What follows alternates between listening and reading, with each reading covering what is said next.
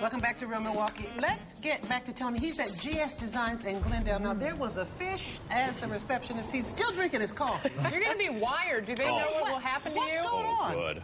So good. Oh, my God. You know what, though? I want something extra. Can I have a Captain and Coke, please? Yes. Double? Now you're speaking my language. Yeah, if you could, They like have that at tall. Oh, you're wondering why there's a bar in the middle of the place? Is that what you're asking? Well, there's a reason for that. Okay, so let's get into the meat and potatoes here. This is GS Design. This is Jeff Prochnow. He is one of the.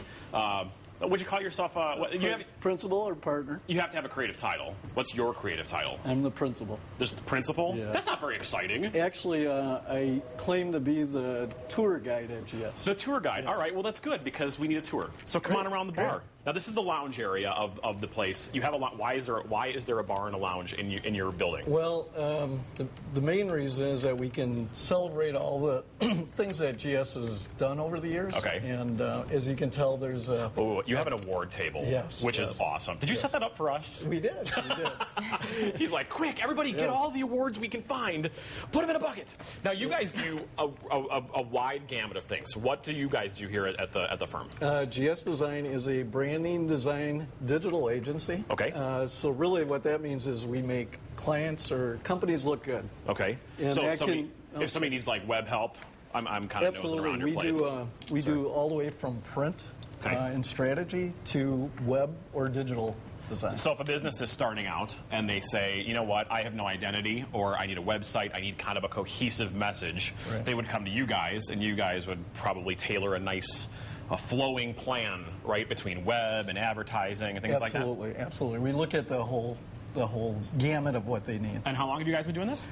26 years. That's a long time. Yeah, and I have a partner, Mark T-Bine. He's hiding. He doesn't want to be on TV, by the way. All right, let's take a look at your space. This place is this is one of the most awesome places I have ever seen in my life to work. If you've been to Chuck E., I tried to explain this to some of your employees. If you've been to Chuck E. Cheese, specifically the one on Chase Avenue, they used to have something in there called the Cheese Factory. And you could literally crawl on your hands and knees as a kid and go through this place. It was like a little maze. And it had little windows where you could peek out at mom and dad. And this place is just like that, but for adults. Yes, yeah. We actually say it's like a Chuck E. Cheese for adults. Do you think that the people get more creative and they do better work because of the environment like this? Oh, absolutely.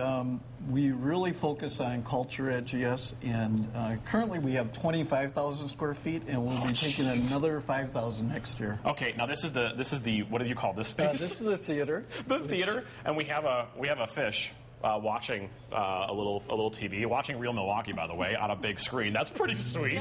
Now, you guys, this is a good transition because coming up, we're going to show you specific examples of what they do. Some of the really quickly the big things that you guys do. Sure. You do? Client base, and we're very fortunate. We have some great clients or partners, including Harley Davidson, which we just launched the Harley Davidson Museum here about 2 weeks ago. Awesome. Mercury Marine, we were awarded Agency of Record for Mercury Marine. So you do all their work for advertising and stuff like that.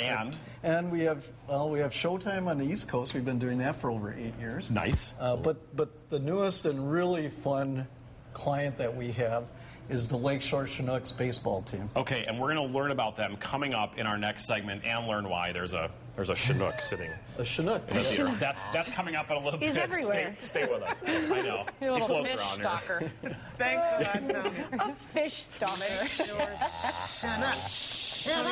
Tony's got all the fans. That sounds like a really cool place. I like that. Sign me up. A double Captain and Coke and a movie.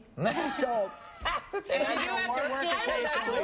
will go to work every single day with a smile on my face if I get that. This feels to me kind of like a continuation of the story that we're talking about. In theory, this is the story about the 6-year-old.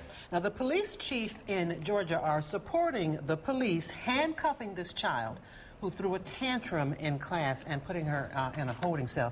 According to the police, the 6-year-old was accused of tearing items off the wall. She threw a small shelf which hit the principal in the leg. She threw books and papers and climbed up on a shredder trying to break the glass. Police were called, and the child, they tried to subdue her to calm her down. They could not, so they put her in handcuffs. And I don't know. And again, All right, I'll stop now. Talk with No, her. go ahead. No, I was going to say, I was just waiting well, for it. that's the gist of the story. That's the gist of the story. Of course, her parents are outraged. And do you condone the behavior? No. Does it seem excessive for a 6-year-old to be in metal handcuffs? Yes. I don't know. This sounds like a situation for me where parents, you really need to raise your children, because to go off in a classroom and do all of this puts the child in a situation in harm's way. To do this kind of conduct in public puts you in harm's way. Kid was getting up on a shredder, put handcuffs on him. Yep, agreed. Save them. Yes. Help them. And they say that it's a safety measure. Yeah, exactly. I mean, I have a 6-year-old. You know, if that was going on, I would hope that they would do that to help him. Yeah, to help him. That doesn't seem like normal behavior, though. It does not. It doesn't seem like normal behavior. And obviously, if the police said when they got there they couldn't restrain her either, so they had to do the handcuffs. You know, I don't have a problem with it. Most of the people, we posted this on Facebook this morning, most people didn't have a problem with it. There were a couple people that did that were a little bit concerned about what was going on. Bobby actually mentioned something that was really good. It says 6-year-old thinks that she has the same thing going on, but the staff at her school is very patient. I'm not a bad parent. I was able to get my child help. The brain can think of better ways to react and have a better outcome. And just was really thankful that her school didn't do this, you know, in a situation. And it's not unheard of for kids to have freak-out tantrums. That's true. Right. You know? But when you're putting your classmates, the principal, and other people at risk, you really don't have any options if you cannot calm them down. Yes. Yeah. Well, I think we need a little more backstory, because we don't know if this is the kid's first tantrum, whether or not this child has some sort of physical problem or deficiency that would lead them to behave like this. And the story didn't indicate that. No, it didn't. And the other issue, the other question I have is, did the parents get a phone call before the police? It's interesting because I might mispronounce your name. Aiko asked that question, and it's great on Facebook because our fans actually talk to each other, and Roxanne messaged back, yes, they were called, but they couldn't get a hold of them. Oh, okay. So some people have gotten involved in this story to know a little bit more about it, so they said they couldn't get in touch with them. Because, I mean, we're not far from our kids' school. God forbid that ever happens to one of my kids. We'll be there, and they will settle down. Right, Or they will. Or I'll get the handcuffs But it does going. sound like excessive behavior, and you wonder, does the child have any kind of problem? Well, that's what I'm wondering. If this is her her first fly off the handle, I mean, that's severely flying off the handle. Yeah, it's scary. Well, thanks for talking back to us about it. We appreciate it. El Mito has a new spring-summer menu. All right, and we get to taste it. Yes. Chef Becker is showing us some of the new dishes you will find on that menu. Big kiss for everyone. We'll be right back. It's